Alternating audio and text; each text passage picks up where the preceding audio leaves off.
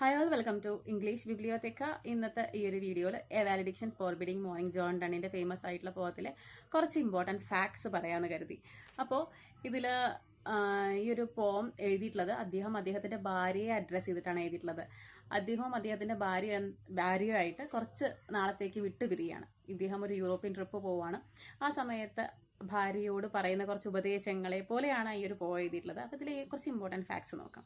ഇദ്ദേഹത്തിൻ്റെ വൈഫിൻ്റെ പേര് ആൻ എന്നാണ്, മറക്കരുത്, അത് ചോദിക്കാൻ സാധ്യതയുണ്ട്. ആൻ എന്നാണ് പേര്. അതേപോലെ ഈ ഒരു പോം എഴുതിയിട്ടുള്ളത് ഓൾമോസ്റ്റ് 1611 അല്ലെങ്കിൽ 1612 ഈ 2 വർഷങ്ങളിൽ ഏതെങ്കിലും ഒന്നിൽ. അതുപോലെ ഇതിൻ്റെ പബ്ലിഷ് ചെയ്തത് സോങ്സ് ആൻഡ് സൊനറ്റ്സ് എന്നുള്ള കളക്ഷനിലാണ്. പബ്ലിഷ് ചെയ്ത ഇയർ 1633. 1611 അല്ലെങ്കിൽ 12 എഴുതിയ പോം ഇദ്ദേഹം പബ്ലിഷ് ചെയ്തത് 1633. ഇദ്ദേഹം അല്ല പബ്ലിഷ് ചെയ്തത്, ഇദ്ദേഹത്തിൻ്റെ മരണത്തിന് ശേഷം 2 വർഷത്തിന് ശേഷമാണ് ഇത് പബ്ലിഷ് ചെയ്തത്. അതും ഇമ്പോർട്ടൻ്റ് ആയിട്ടുള്ള ഒരു ഫാക്റ്റാണ്.